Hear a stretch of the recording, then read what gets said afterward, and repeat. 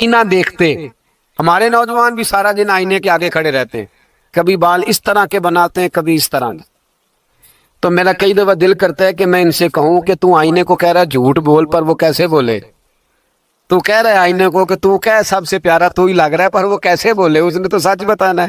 ان کو آئینہ جو دکھایا تو برا مان گئے. تو میرے عزیز یاد رکھیے گا، نبی پاک صلی اللہ علیہ وسلم بھی آئینہ دیکھتے. آئینہ دیکھنا حضور کی سنت ہے.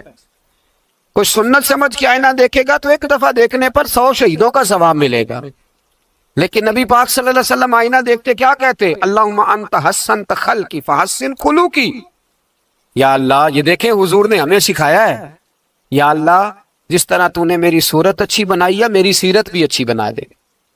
یہ ہمیں سکھانے کے لیے دعا. یا اللہ جس طرح صورت اچھی بنائی ہے، جس طرح تو کہتا ہے نا اس دفعہ اس وقت دیکھ لو کپڑوں پہ کوئی داغ نہیں، تو دعا کیا کر باطن کے بھی اللہ داغ دور فرما دے. یہ والا سارا معاملہ بھی ٹھیک ہو جائے. آخر کی طرف آتا ہوں. فرمایا جب کھانا کھانے لگو تو دعا مانگو.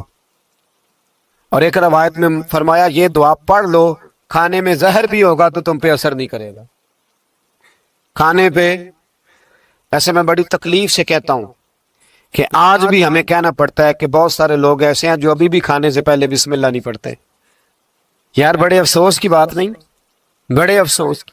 حضور نے دعا سکھائی، میں یہ دعا پڑھو گے تو زہر بھی ہوگا تو اثر نہیں کرے گا. بسم اللہ الذی لا یضر مع اسمہ شیء فی الارض ولا فی السماء یا حی یا قیوم، جس کی برکت سے زمین و آسمان میں کوئی چیز بھی نقصان نہیں دیتی.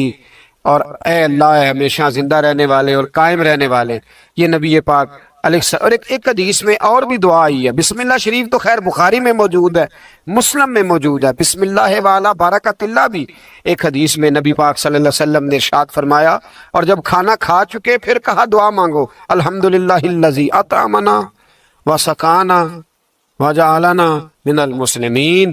اللہ تعالیٰ کا شکر ہے جس نے ہمیں کھلایا بھی، پلایا بھی اور مسلمان بھی بنایا. مرزا مظہر جانا فرماتے ہیں کہ بارش ہوئی تھی تازی دلی میں تازی بارش ہوئی.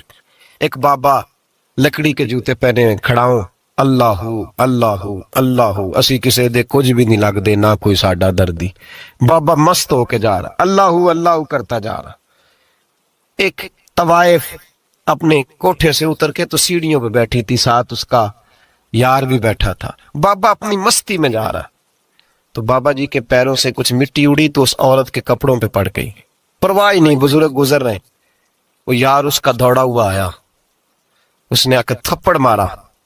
کا خیال نہیں سارے اس کے کپڑے آلودہ کر دیے، تو کدھر تیرا دماغ نہیں ٹھیک؟ بابے نے نظر اٹھائی، کہا بیٹے میں نے دیکھا نہیں، چل اللہ تیرا بھلا کرے، تو نے بدلہ لے لیا. بابا جی چپ کر کے وَإِذَا خَاطَبَهُمُ الْجَاهِلُونَ قَالُوا السَّلَامَ چپ کر کے گزر گئے.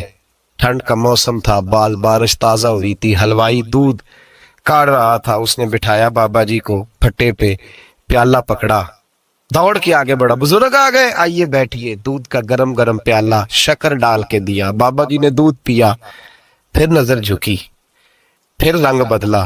کہنے لگے مالک تو کتنا بے نیاز ہے، کہیں تھپڑ مرواتا ہے کہیں دودھ پلاتا ہے. تیری بے نیازی ہے نا، ادھر تھپڑ مروایا یہاں دودھ پلایا، تو ہی جانتا ہے تیرے رنگ کیا ہے. ابھی بابا وہیں بیٹھا تھا، توڑے آئے پیچھے سے لوگ، شور ہوا. بابے کو دبوچ کے وہاں لے گئے جہاں اس نوجوان نے تھپڑ مارا تھا. کہا تو اللہ کا بندہ ہے، اللہ کے بندے بد دعا تو نہیں دیتے. ہوا کیا؟ کہا تو نے بد دعا دی ہے. کہا نہیں دی، بات بتاؤ. کہنے لگے اس نے تجھے تھپڑ مارا ہے، چھت پہ چڑھا ہے، پیر پھسلا ہے، گردن کے بل گرا ہے، من کا ٹوٹ گیا، مر گیا ہے، تو نے بد دعا دی ہے. بابا جی کہنے لگے یار میں نے تو دوسرا لفظ بھی نہیں کہا، بھلا ہو کہہ کے گزرا ہوں، میں نے نہیں بد دعا دی. کہا تو نے دی ہے تبھی تو مر گیا. کہا نہیں دی. کہا بابا تو بزرگ آدمی ہے، سچ بول. تو بابا جی کہنے لگے سچ سنو. پھر میں آ رہا تھا، میرے پیروں سے مٹی اڑی، اس کے یار کے کپڑوں پہ پڑی، اسے برا لگا، اس نے مجھے مارا. جب اس نے مجھے مارا تو میں کوئی لاوارث تو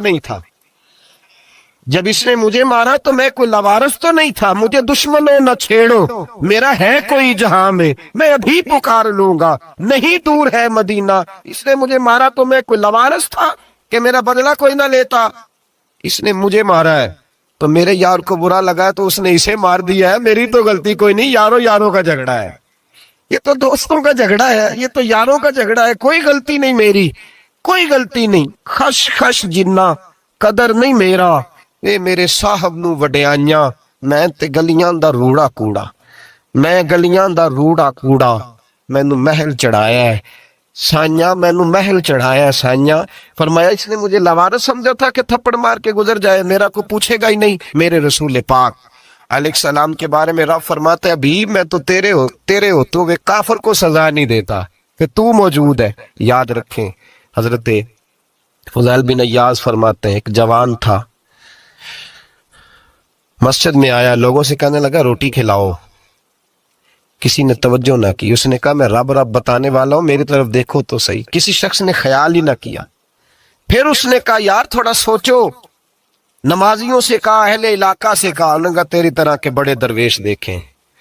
مسجد کے محراب میں وہ رب کریم کا بندہ انتقال کر گیا. جب فوت ہو گیا نا, لوگوں کا مزاج ہے بیمار کو دوائی نہیں دیتے, جنازے پہ وقت پہ پہنچ جاتے ہیں.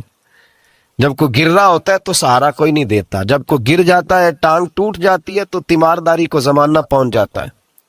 اور بزرگ وہ نوجوان اللہ کا نیک بندہ مسجد کے محراب میں فوت ہو گیا. حضرت فضیل ابن ایاز کہتے ہیں امام صاحب نے اعلان کیا چندہ دو, کوئی لوارث فوت ہو گیا, کفن دینا.